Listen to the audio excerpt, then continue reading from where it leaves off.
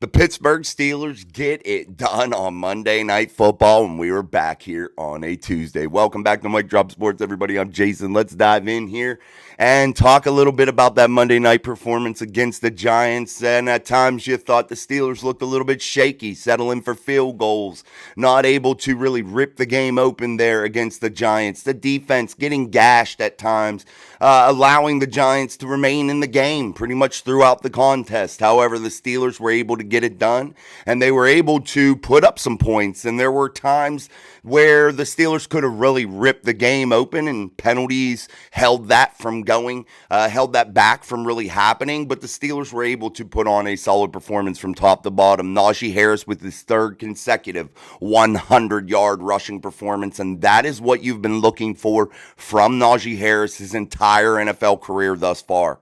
You have been looking for consistency from Najee Harris, and he has been able to do that here as of late here in 2024, and that is a very promising sign for Najee, whether his career remains going in Pittsburgh or somewhere else. That's just such a boost for him to get that consistency part of his game really cranking now, and that is something that he can really hang his hat on. Jaylen Warren also 9 carries for 46 yards, averaging about 5 yards a carry.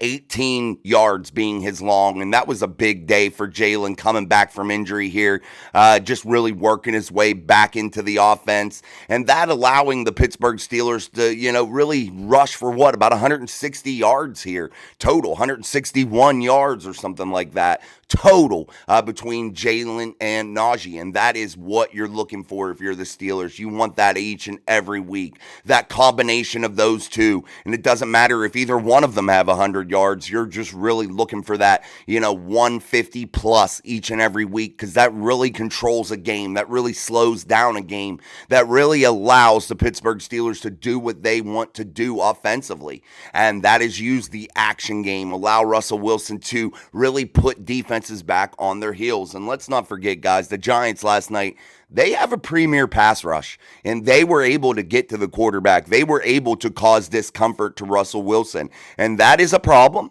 But overall, I felt like the Pittsburgh Steelers offensive line really played decent, and I really felt like Dan Moore Jr. played really well. But let's not forget Ryan McCollum. If you look at the tape and you look at the way Ryan McCollum played, you got to be excited about that. For the guy that's playing the backup role right now to Zach Frazier, you have to be excited as a Pittsburgh Steelers fan to know that there are 2 centers on this roster that can do the job. And Ryan McCollum last night had a coming out party, in my opinion. He played solid from whistle to whistle, and I really, really wanted to applaud him and his performance last night. But overall, what a great performance from everybody offensively. Defense, I could have really saw a lot better from them, but hey, it is what it is. They kept the Steelers in the game the whole night. They didn't allow the Giants to really get cranking and put a hurt on the Steelers and get them behind. They never allowed that to happen. So we'll roll with it, and we will talk more about that defense, but I want to continue to stay on this offense. Russell Wilson, we did a poll last night during the game. Many people thought that Russell Wilson wouldn't get over 250 yards passing, but he did. 278 yards on 1 touchdown, no interceptions, 20 of 28 for Russell Wilson, and that's the type of performance you're looking for. He did lose a fumble at some point last night, so, you're going to have those things happen here and there, but overall, what a great performance in my eyes from Russell Wilson, a 114.9 QBR for Russell Wilson last night. George Pickens really could have ripped the game open, however, penalties held that back a little bit, but he had a big night in my opinion. 4 catches for George, 74 yards, averaging about 18 yards a catch. 43 yards was his long, but man, what a solid performance from George. He stayed in the game. He stayed interested in the game last night, and I was really pleased to see George Pickens' performance. And, man, what a different ball game that is if those touchdowns aren't called back and the Steelers are able to really rip this game open. Who knows what really would have happened. And I'm a firm believer in momentum, and momentum in football is a big, big thing. And the Pittsburgh Steelers, when you settle for field goals in those situations, it trickles throughout the whole team. It really does. And it affects the defense. It affects the offense. It affects the special teams. It affects the coaching. However, the Steelers were able to overcome that and really continue to push the gas pedal down and continue to do good things. And let's talk about the guy that I picked as a player to watch. And I know many of you really had high hopes for Calvin Austin also. Calvin Austin III, again, the player to watch this week for the Pittsburgh Steelers here at Mike Drop Sports. That's the player we picked to be the guy to watch in Monday Night Football, and he did not disappoint. Calvin Austin being involved in the offense. First play of the game went to Calvin Austin. 3 catches, 54 yards, and a tutty for Calvin Austin. He was only targeted 4 times, however, but he made the most of his opportunities last night, getting those 54 yards, averaging 18 yards a catch, 29 being his long on, I believe that touchdown was his 29-yarder. But Calvin Austin also contributing in special teams with a monster punt return, which really put the momentum in the Pittsburgh Steelers' favor last night. And that is something that you are looking for from Calvin Austin. That is something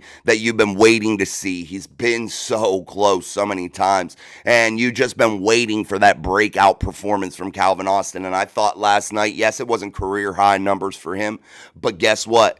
It was a breakout game for Calvin, a breakout game. 2 touchdowns in the Pittsburgh Steelers Monday night performance heading into the bye week. And if you are Calvin Austin, you have to be flying high after that. And if you're Russell Wilson, it gives you extreme confidence in Calvin Austin that he will be able to come up in the moments that you need him. And that is something that we may discount as Steeler fans. We may not see that intricacy of this offense. And when Russell Wilson, and anybody playing quarterback for that matter, starts to really gain trust in a player, that increases their targets, that increases their chances, that hopefully increases their play and really puts out what they can do. But it takes that confidence from a quarterback to really involve a player and really get them moving. And that will trickle down to Calvin on special teams also. And you saw that last night. When you're involved in the game plan, you're involved in how this game is flowing, how it's unfolding, it really gives you that extra energy, in my opinion. And I think Calvin Austin took that momentum, utilized it, and came up big with every opportunity that he was afforded last night. And what a performance. Again, our player to watch last week this week really came through, and we have to give Calvin Austin a standing ovation on that performance last night. Let's get over and away from that offense. Yes, they could have done a ton different, man. They could have done a ton of things. They only targeted Pat Freiermuth 2 times. They targeted Darnell Washington 1 time. I think that they could have really did more with that. But, hey, it didn't happen. The game plan, maybe the way the defense was playing the Pittsburgh Steelers, forced them into doing other things. But guess what, guys? They still haven't put 4 quarters of quality football together.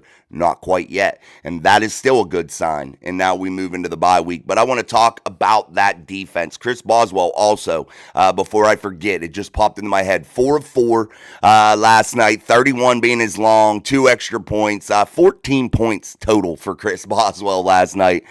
He continues to shine, guys, and continues to stay on that pace to shatter David Akers' record set in 2011 when he played for the San Francisco 49ers with the most field goals made in one season. And Chris Boswell is for sure on that pace. He needs to go about 3, but he has these nights where he's getting 4, to where I really truly believe Chris Boswell shatters that record this year. And hopefully it's a good thing, and hopefully that doesn't mean that the Steelers aren't scoring touchdowns. It just means that he is just being a major contributor, and they get points every time they touch the ball, no matter if it's 3 or 7. That's what you're looking for. But anyway, let's move over to the defense. The special teams again shined yet again another week, but the defense had moments to where it was troublesome. They were allowing a rookie runner out of Purdue to really take control of the game at times. Daniel Jones hitting Slayton. Boy, wouldn't that be nice to get Darius Slayton here during the bye? Yeah, that would be nice. But anyway, that's for another conversation. But Daniel Jones was able to get it done last night. He did what he needed to do. Darius Slayton, 4 catches, 108 yards. Daniel Jones, 24-38, 264. He did have 1 interception. To whom, surprise, surprise, Beanie Bishop, the WVU product, shines yet again. 3 interceptions over the last 2 weeks for Beanie Bishop, man, and that is something to be absolutely thrilled about, considering now you see the return of Cameron Sutton, and that is just going to boost this Pittsburgh Steelers secondary in a big, big way, and Beanie Bishop really starting to hit his stride.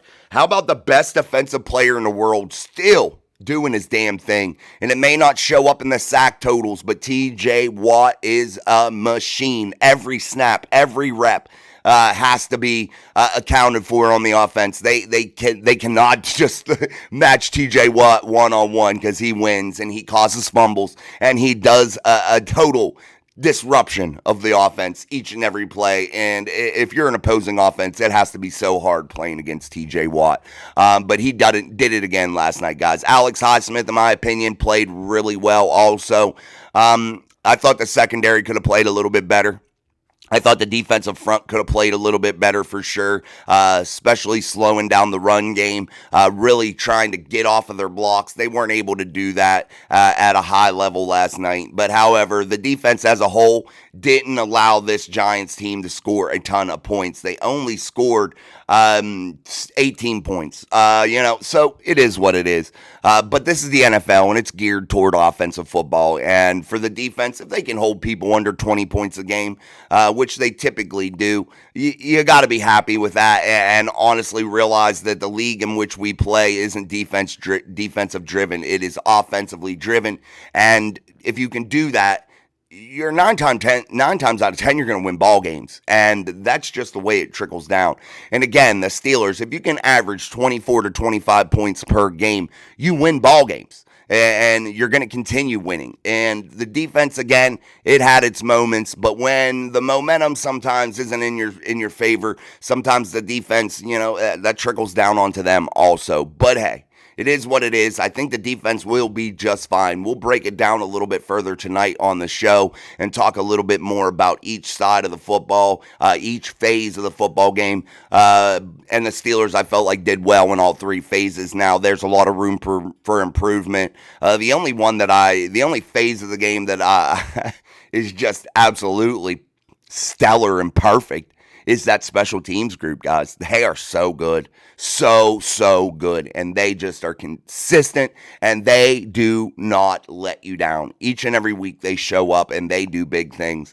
It may not be a punt return every week for a touchdown, but they are so consistent, and they really help this Steelers football team win ball games. And now the Steelers sit 6-2 with top of the AFC North as the Baltimore Ravens go to take on the Denver Broncos. And it smells like another game in which I feel like the Ravens could fall and lose, and that could mean big things for the Pittsburgh Steelers, especially. That would be another AFC conference loss for the Baltimore Ravens if that were to happen. So let's cross our fingers while the Steelers are on the bye. Let's hope that they go out there and make a big move. I want you to be on trade alert from now until November 5th, because I think that this could happen, guys. So make sure that you are paying attention where the Steelers make a move here, because there will be a move made during this bye week. Jason's going to guarantee that. I have that weird gut feeling, just like I had about Calvin Austin last night.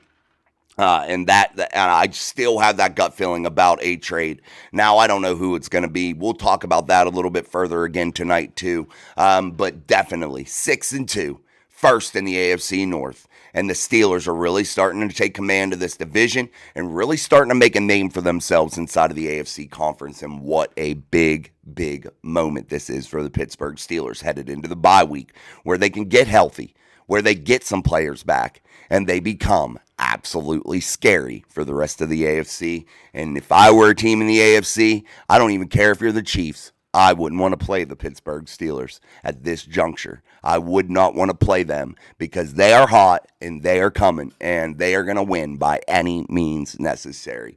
So thank you, guys. I appreciate you for joining us here on a Tuesday. Again, a big Monday night win by your Pittsburgh Steelers, improving to 6-2 2. Heading into the bye week, now we get a break this weekend from football, but the Pittsburgh Steelers will be back. I believe they open back up with the Washington Commanders in a game that I think would be a signature win if the Steelers are able to pull that off with the way the Commanders are playing. And I think that would be really, really special and give them that signature win you're looking for headed into the back half of the season. All right, guys, until tonight for Steel City Live, I'm Jason. This is Mike Drop Sports. Peace, my friends.